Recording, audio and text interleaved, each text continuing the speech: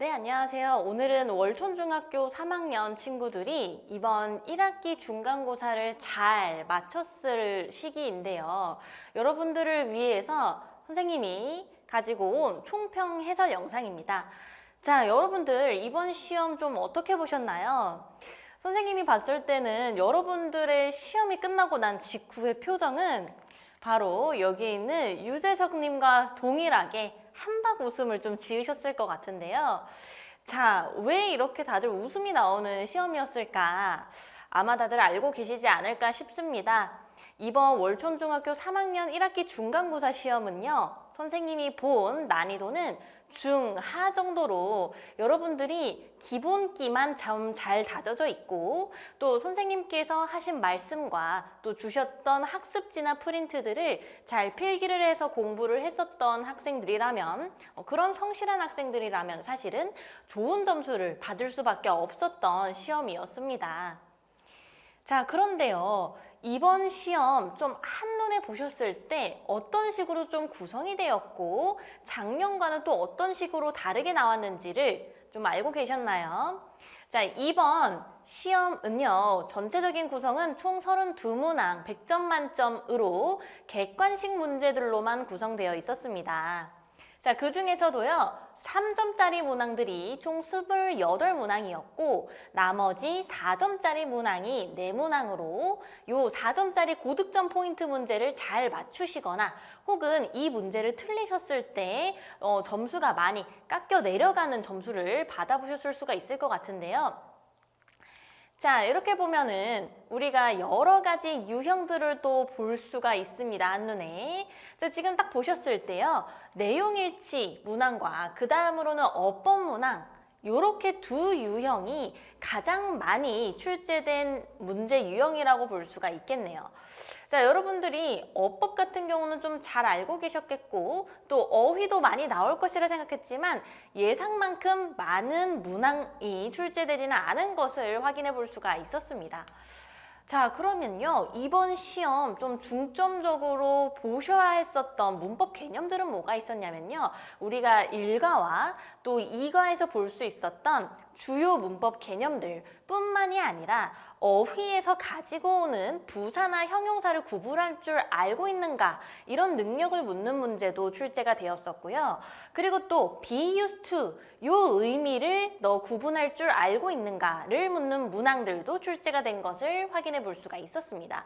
자, 여러분들이 1과와 2과의 대표 문법 개념들은 이미 여러 가지 문제집 그리고 선생님들이 주는 자료를 통해서 많이 풀어보셨을 수 있을 거라고 생각을 하지만 자, 이렇게 난이도가 조금 낮게 조정이 된 시험 문제에서도요. 자, 이런 식으로 기본기가 사실 없다면 조금 풀기는 어려웠었던 문제들은 선생님은 수업을 통해서 함께 짚어줬었습니다. 자, 여러분들이 그렇다면 어떤 문항들을 가장 많이 오답률이 나왔었을까를 좀 생각을 해보았는데요. 선생님이 파악했었던 오답률 상위 3가지 문제들을 오늘 한번 함께 해설해 볼까 합니다. 자, 첫 번째 문항은요. 19번 어휘 유형 문항입니다. 자, 이 문항 같은 경우는 배점은 4점이고요. 여러 가지 선지들 중에서 가장 영영풀이가 올바르게 매칭이 되는 단어가 본문 속에 몇 개나 들어가 있는가를 구분해내는 객관식 문제였습니다. 여러분들이요 다수의 정답을 체크해야 할 때는 모든 학생들이 이것이 서술형이 아닐지라도 어려워하는 경향이 있죠. 그래서 함께 풀어보고자 19번 선택해보았고요. 자, 다음 두 번째는 31번 문항입니다. 자, 우리가 be used to 명사 그리고 동명사가 들어왔을 때의 의미와 또 그 뒤에 동사 원형이 왔을 때의 의미는 다르다는 사실 좀 알고 계셨나요? 우리가 조동사 파트를 배우실 때 used to라는 개념을 배우곤 합니다. 자, 그때 조금 더 확장시켜서 배우는 개념은 be used 동사 원형 그리고 be used 동명사가 들어온 개념까지도 함께 공부해 보셨었던 친구들은요. 이 문제를 딱히 1과 2과의 핵심 문법 개념이 아닐지라도 잘 가져가 보실 수 있었던 기본 개념 묻는 문제였다 라고 합니다. 자, 그런데도요, 요게 잘 잡혀져 있지 않은 학생들은 어려웠을 수 있기 때문에 31번 문항 한번 체크해보고자 들고 왔습니다. 자, 다음은 영작 빈칸 문제입니다. 사실 월촌중학교에서 좀 좋아하는 영어 문제 유형 중에 하나예요. 작년에서도 출제됐었고요. 매번 이런 유형은요, 서술형이 아니라 객관식으로 자주 출제가 되고 있기 때문에 한번 같이 풀어보면 좋으실 것 같아서 가지고 와봤습니다. 자, 그러면 다음 시험 19번 문항인데요. 자, 여러분들 보세요. A번부터 J까지요. 굉장한 많은 영영풀이의 선지들이 있습니다. 자, 지금 잘 보시면요. A번의 to happen.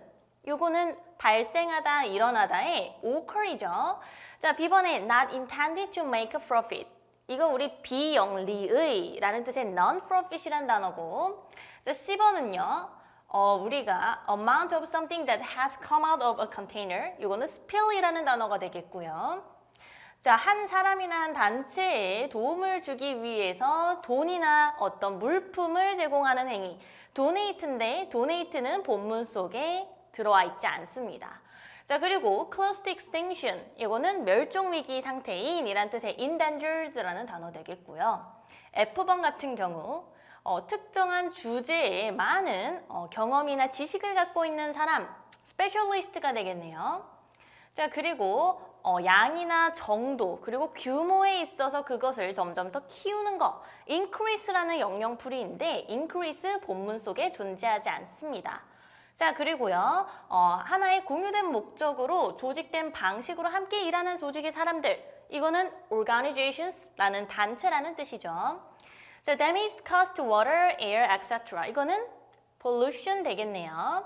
자, 그리고 to help someone or something out of a dangerous situation. 이거는 구조하다, rescue라는 뜻이기 때문에 정답 8개 체크되겠습니다. 자, 선생님이 여기 19번 문항 보니까요. 해설이 쫙 봤을 때 영영풀이를 선생님께서 또 다른 언어로 좀 변형을 하셨냐라고 봤더니 절대 그렇지 않습니다. 이번 시험에서 제공해 주셨었던 영영풀이 프린트지만 잘 보셨어도 이 영영풀이의 해석만 잘 되셨어도 사실 선지에 있었던 단어들을 직접 추출해 내실 수 있었던 그런 문항이었습니다. 자, 하지만 배점이 4점이라는 것은요, 여러 가지 단어들을 매칭 잘 시킬 수 있겠냐, 요거를 조금 물어보는 게 다른 문항들보다는 좀 더 난이도가 높다라고 선생님도 파악을 하셨던 것 같습니다. 자, 다음은 25번 문항이에요. 자, 여러분들 이 문항은요, 사실 작년 기출문제 9에서 풀어보신 분들도 아마 익숙하셨을 겁니다. 요 문제들을 월촌중학교 선생님들이 좋아하세요. 근데 서술형 문제가 아니라 너네 본문 잘 외웠어? 이거 물어보는 거 아니거든요. 문장 구조 짜면서 너 영작 해볼 수 있어? 이거 물어보는 문제입니다. 자, 선생님은요, 여러분들에게 이렇게 영어를 가르칠 때는 항상 영어의 구조를 짚어서 얘기를 해줍니다. 자, 그것은 주어, 동사, 그리고 목적어를 항상 한글 해석에서 먼저 잡아보시고 그리고 나서 영작을 하면 좀 더 쉽게 여러분들이 문제를 풀이할 수 있다고 하고 저는 가르치는데요. 자, 그 방식을 똑같이 적용해서 한번 문제 풀어볼 겁니다. 자, 영영풀이 보시면 그들이 해야 할 일은까지가 한국어로 주어겠네요. 그리고 뭐뭐이는 것이었다가 동사가 되겠고 또 이 일이 무엇이냐라고 했더니 멸종위기에 처한 동물들을 보호하는 것이다 라고 하면서 여기 나와 있는 주어가 무엇인지 설명하는 주격보어까지 이 형식 구조로 성정된 문장이라고 볼 수가 있겠네요. 자, 그러면 주어부터 한번 잡아보면요. 그들이 해야 할 일, the thing 하고 우리가 선행사로 잡고 바로 뒤에 관계사 that을 붙입니다. The thing that 그리고 그들이 해야 할 일 they had to do 하고요. 동사로 뭐뭐이었다. 해석에 쌍시옷 받침 있으면 과거 시제 의미하는 것입니다. 그래서 동사 was 넣을 거고요. 그러면 the thing that they had to do was 뭐다? 보호하는 것이다. 누구를? 멸종위기에 처한 동물들을요. 자, 이런 주격보어 자리에 들어갈 수 있는 투부정사의 명사적 용법 사용할 겁니다. 그러면 to protect endangered animals가 되겠네요. 자, 정답은 어디에 있냐고요? 여기 별표가요, 바로 7번째 칸에 있었기 때문에 정답은 2가 됩니다.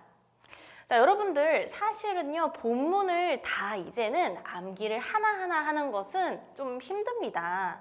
여러분들이 서술형을 대비를 하실 때도 혹은 이런 영작 문제를 객관식으로 전환시킨 문제를 푸실 때도요, 사실은 암기해서 푸는 데는 이제는 한계가 있고, 그러면 내가 이 영작을 어떻게 하면 더 잘할까? 라고 했었을 때는 한국어 어순부터 정확하게 끊어보는 연습을 하시는 것을 저는 추천드리겠습니다. 자, 다음은요, 31번 문항입니다. 자, 여러분들이 1과와 2과의 대표 문법 개념에서 보았었던 것과는 조금 다른 형태입니다. 자, 잘 보시면 be used to 다음에 명사가 나왔죠? 자, 우리가 이런 거 사실 이렇게 생각할 수도 있어요. be used to 동명사 나왔을 때, ing 붙은 그 단어 나왔을 때는요, 뭐뭐 하는 것에 익숙하다라고 좀 알고 있는 친구들이 있는데, 동명사뿐만이 아니라 일반 명사가 와도 그러한 동일한 의미를 가지게 됩니다. 자, 그러면 A의 문맥적 의미가 같은 거 찾아보세요 라고 했었을 때는요, 사실 여기 선지를 한번 보세요. 쭉 봐보시면 to 다음에 동사, 동사, 동사, 동사 나와 있죠? 근데 3번만 뭐야? ing 붙은 동명사지. 근데 이렇게 푸시면 안 된다는 거예요. 이렇게 푸시지 마시고 어떤 게 구조적으로 다른가를 봤더니 나는 saving animals, 동물을 구출하는 아주 일반적인 방식들에는 익숙했다라는 뜻입니다. 근데 나머지 잘 보세요. be used to 동사 원형 나와 있죠? 나는 이것은 뭐뭐 하는데 사용되어지다라는 의미를 가지게 됩니다. 자, be used to wash cars. 자, 그럼 이 기계는 차를 세차하는데 사용되어졌습니다. 라고 해석을 하겠네요. 그런데 3번은 어떻죠? 그들은 were used to studying late at night. 밤 늦게 공부하는 것에 익숙하다라는 뜻이죠. 자, 이런 식으로 쓰임 자체는 3번이 구조적으로 다릅니다.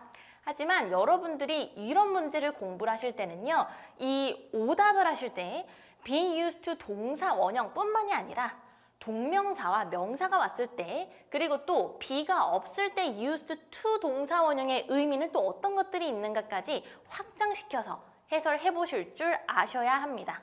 선생님 수업에서는 그런 부분까지도 함께 체크하고 있으니까 참고해 주시고요. 자, 그래서 여러분들이 25년도에서 26학년도로 이제 넘어오시면서 조금 전환된 시험에 대해서 해설을 좀 해드리자면, 자, 여러분들이 작년 시험 문제와 동일하게요, 우리말을 주어진 단어로 사용해서 아까 25번처럼 영작 능력을 묻는 유형의 문항이 동일하게 출제된 것을 확인해 볼 수도 있었고요. 작년 같은 경우는 서술형도 출제가 되었지만 이번 연도에는 총 32문항 전체가 다 객관식 유형으로만 출제된 것을 확인해 볼 수가 있습니다. 자, 그리고요, 내용일치와 또 어법을 묻는 문항들이 최다 출제가 되고 있는 건 작년과 올해도 동일한 형태를 띠고 있다는 점도 확인해 볼 수가 있었어요. 자, 그렇다면 기말은 어떨까? 사실 중간고사는 난이도 자체가 중하에 머물러 있기 때문에 중상으로 올리거나 아예 상으로 난이도로 올려도 이상하지 않는 흐름이라고 말씀드릴 수 있을 것 같아요. 그렇기 때문에 여러분들이 이번 시험에서 한바구음 지으셨다고 그냥 보수적으로 하지 않으시지 말고요. 좀 더 타이트하게 영어 시험 잡아가 보시는 게 기말을 대비하는 핵심적인 태도가 되겠습니다. 자, 그래서 선생님이 예상하기로는요, 어휘는 지금 영영풀이는 나올 겁니다. 또 나올 거예요. 그런데 유의어나 반의어, 그리고 어휘를 사용한 특정 구문 문제도 나올 수 있지 않을까 싶습니다. 이런 문항들 좀 대비해 보시면 좋을 것 같고요. 또 직관적으로 이번에는 내용을 묻고 이것이 맞냐 아니냐를 물어보는 문제들로 출제가 되었지만 이것보다는 문장의 형태, 동일한 의미인데 완전히 다른 단어와 혹은 다른 형태의 문장 구조를 사용해서 지문을 내실 수도 있다는 겁니다. 자, 그런 변형시킨 지문에 대해서도 우리가 대응이 되어야 기말고사에도 고득점을 좀 받으실 수 있을 거라고 선생님은 예측합니다. 자, 그러면요. 여러분들이 단순하게 지문을 암기하시는 것보다는 전체적인 맥락 그리고 내용 파악은 당연히 되셔야 하는 거고요. 또 핵심 문법 개념의 정확한 숙지 여부를 판단하는 직관적인 문항이 나왔던 것들은 당연히 잘 푸실 줄 아셔야 되고, 이것을 꼬은 문제들도 어떤 의미를 가지고 출제자가 이것을 냈을까를 잘 생각해 보시면서 문제에 접근하셔야 된다는 겁니다. 자, 그래서 이번 시험에서요, 가장 좀 집중적으로 보셨어야 했었던 첫 번째 그 어휘, 다수의 선지를 골라서 개수 선택하는 문항 있죠? 자, 그런 문제는 또 나올 수 있어요. 그렇기 때문에 이렇게 복수 체크 유형이 나올 수 있는 만큼 이 문제들을 반복적으로 훈련해보는 그런 연습이 필요하겠습니다. 자, 그리고 또 선생님께서 내주셨었던 그런 배부된 자료들 같은 경우도요, 우리가 좀 더 꼼꼼하게 살필 필요가 있습니다. 자, 여러분들 그냥 프린트에 나와 있는 문제만 풀고 한번 쓱 보지 마시고요. 선생님께서 수업 시간에 잘 필기해 주셨거나 말씀해 주셨던 부분들도 빠짐없이 놓치지 않고 좀 그렇게 집중하는 그런 학생이 되셔야지 또 고득점 노릴 수 있다는 것도 알고 계실 거라 생각하겠습니다. 자, 여러분들 어법과 어휘는요, 이렇게 시험의 주요 문제들을 풀이할 수 있는 어떤 당락을 가릅니다. 그래서 기말은 더 어려질 수 있으니까요, 보수적으로 잡아가시길 바라고, 저는 그러면 이번 기말고사가 끝나고 또 3학년 1학기 기말고사 총평으로 찾아뵙겠습니다.